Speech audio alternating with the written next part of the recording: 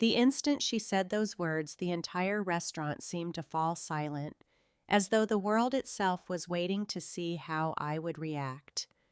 Forks froze halfway to mouths, glasses lingered just before lips, and my wife simply sat across from me, staring with a strange blend of confidence and impatience, as if she had practiced this moment countless times.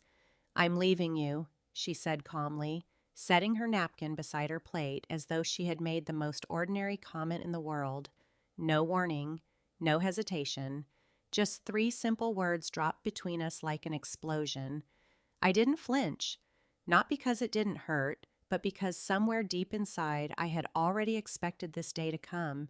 The late nights, the hidden smiles at her phone, the growing emotional distance, it had all been adding up for months.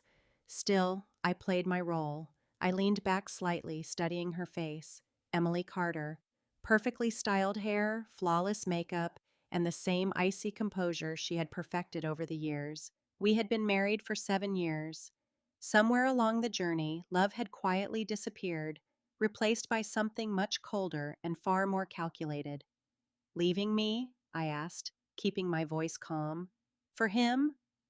A faint, almost mocking smile touched her lips. She didn't bother denying it.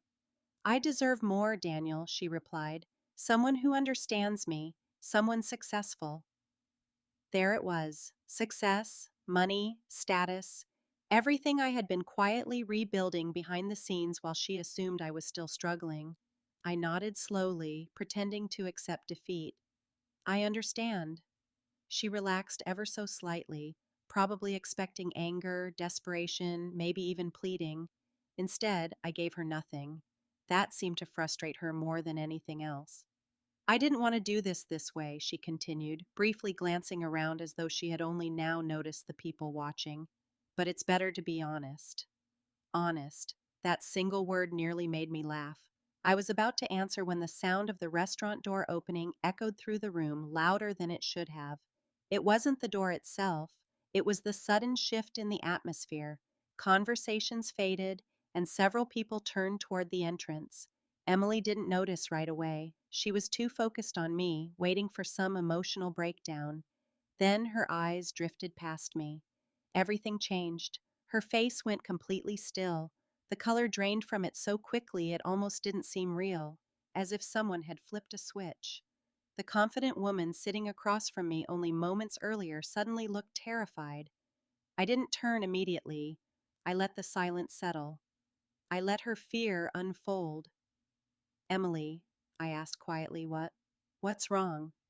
She couldn't answer. Her eyes remained locked on the person walking toward our table.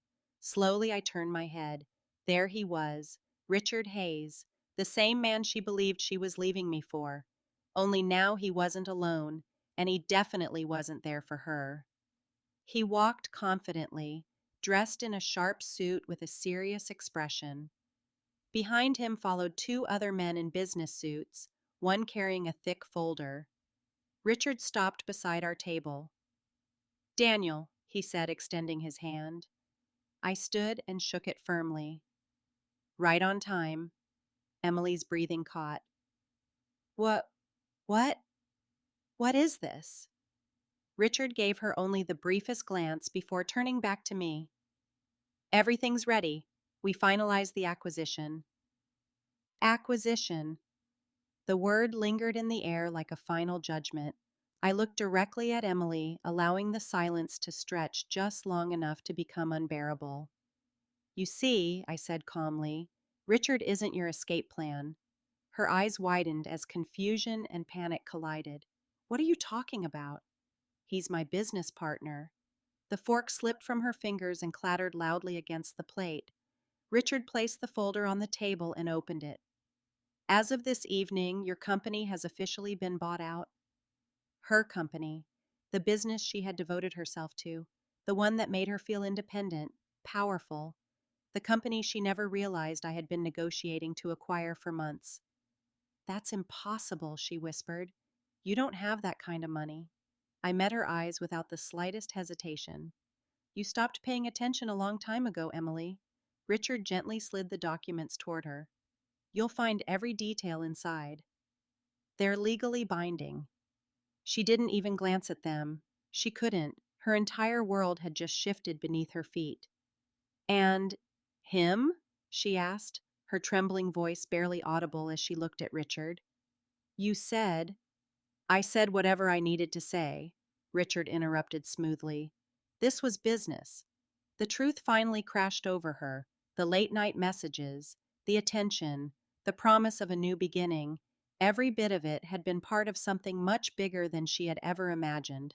I lifted my glass and took a slow sip, allowing the moment to settle naturally.